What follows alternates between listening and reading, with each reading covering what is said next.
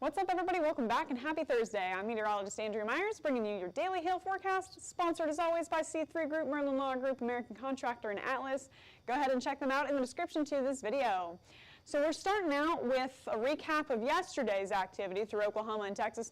We did get another 3-star map, so I'm going to recount all that here in a second. But then into today's weather, that whole cold front that's been causing all of that severe activity over the past few days is starting to fizzle down a little bit, come down on severity. So we're getting into your roofing weather for those of you that the cold front has passed or has yet to come. Denver, DFW, and OKC specifically, we're going to have details on what it looks like tomorrow for you guys.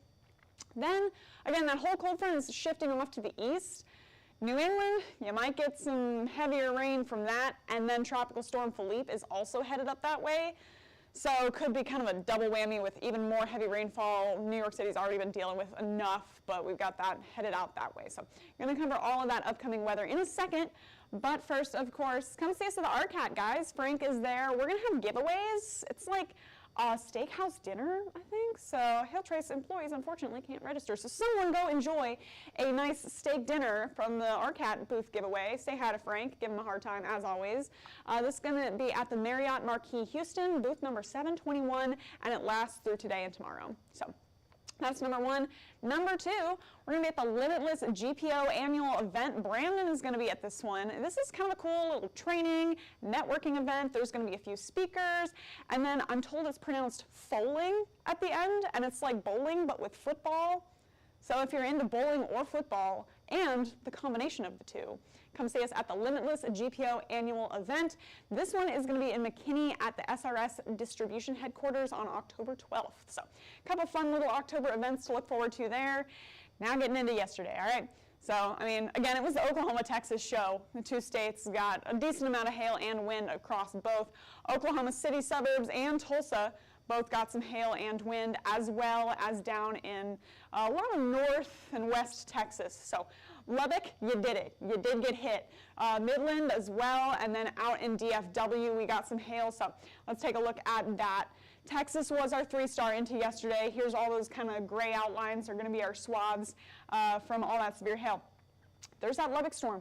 It really ramped up as it moved into the city, and then once it hit Lubbock, 3-inch hail. So that's where the max size on this map came from, is that Lubbock storm.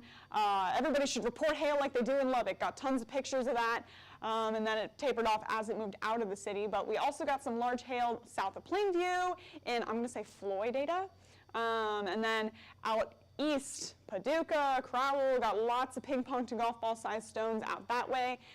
And then only one, but it did the trick. Got one severe cell that tracked southeastward into Fort Worth. Got a couple pockets of isolated ping pong to golf ball stones within there. Most of it was quarters to $50, but Weatherford, Perrin, and again, Fort Worth got hit by that. So lots of folks impacted by severe hail into yesterday, particularly Lubbock, but again, Midland and Fort Worth also got hit.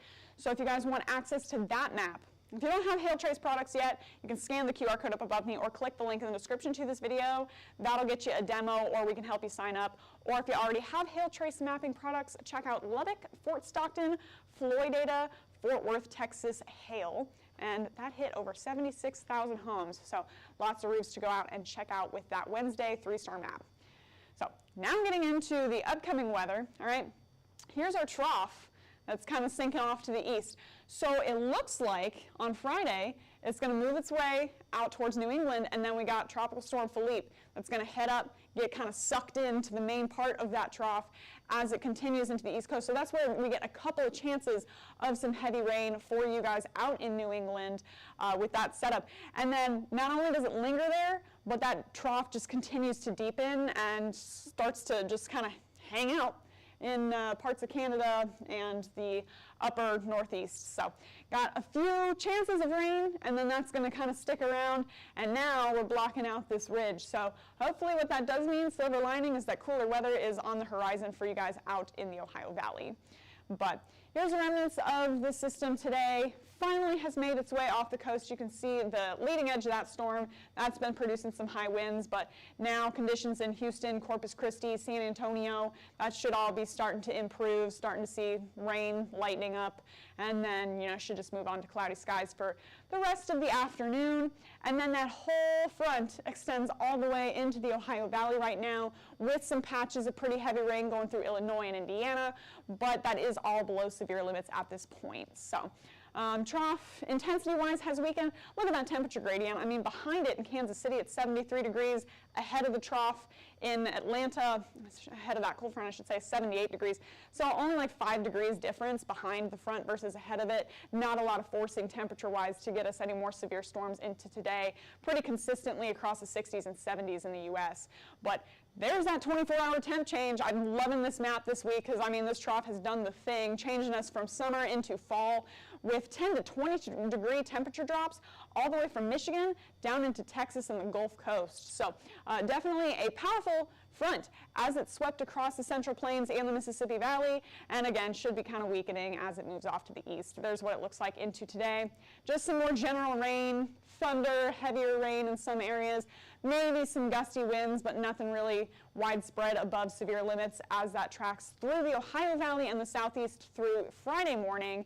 And then Friday afternoon, now it's kind of going to be focused more on the New England states and some heavier storms possible through Pennsylvania, through New York, and then there's Philippe getting ready to make a hit as well. So both of those two kind of converging with some heavy rain possible. So we'll take a look at the tropical impacts in New England in a second. I want to get to your roofing forecast for tomorrow if you guys are in OKC, DFW, or Denver. So starting out here in Oklahoma City where the Hail Palace is, tomorrow afternoon should be really nice, 71 degrees, only hitting 73 by 3 p.m. So it's going to be really, really nice into the rest of tomorrow, dropping down in the 50s if you like that colder weather, partly cloudy skies for Oklahoma City. Then for Dallas, looking at kind of similar conditions, a little bit warmer, sitting in the mid to, I guess I should say low to mid 80s from 3 to 6 p.m. Sunny skies for you guys, so could be a really nice day to get out on roofs or do some door knocking if you need to do that for any of the storms that have hit over the past few days. And then last but not least, Denver, kind of the outlier among the three. You guys are hitting highs in the upper 50s by 6 p.m. So, to the rest of the nation, that is fall. I know it gets pretty cold in Denver, but, clear sunny skies for most of the day, starting out a little cloudy at noon, I should say, but then, clearing out into the afternoon and evening and sitting in the 40s and 50s. So bundle up if you're chilly in the 40s and 50s. So now getting into kind of New England rain chances and everything we're seeing. As that front shifts out through the Ohio Valley, going to dump a ton of rain out through, anywhere from Louisiana up into Pennsylvania, and then we've also got that hit that we're expecting from Philippe. So here's kind of what it looks like on the day-to-day. Today, just doing all that rain that we've talked about. Tomorrow should fizzle out a little bit, not as heavy of rain through the south and southeast. Now it's focused more on the northeast, and then really kind of hones in on that area on Saturday, starting to see some pretty heavy rain, then Philippe, and then it should be quieter and things move back out to the west coast for your Monday, starting to get a new system trying to swing in for Monday to the Pacific Northwest. So got that to look forward to, but until Monday, it's going to be the Northeast show, thanks to Tropical Storm Philippe that you saw right there. It's heading up north.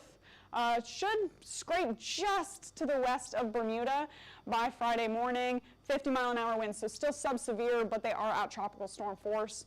And then as it continues to race up to the north, there it goes, getting ready to move potentially just between Maine and Canada there and dropping down in intensity once it makes landfall. Now, it could be doing severe winds just before, but once it moves over land, it tends to weaken a little bit, and there you go, 45 miles an hour once it pushes all the way inland. So could see some high winds, could see some heavy rain. This is what you got through Friday afternoon, nothing really. And then through Saturday, once that front starts to move in, that's when the rain chances start to pick up a lot through New York. And then there goes Philippe onshore, and lots of folks getting, up to 2, some even around 3 inches of rain possible up through Canada and Maine as well. And again, once those two collide, you just get dumped on with rain. So just, be aware, flash flooding is possible in that kind of condition, and we'll update you guys on Philippe as it continues to track towards shore. We'll let you guys know what's happening, especially tomorrow, as it moves up that way. So that's what we got for your 72-hour rainfall totals. Here's your extended outlook into next week. Just want to let you guys know what we're looking at through, from the 10th through the 14th.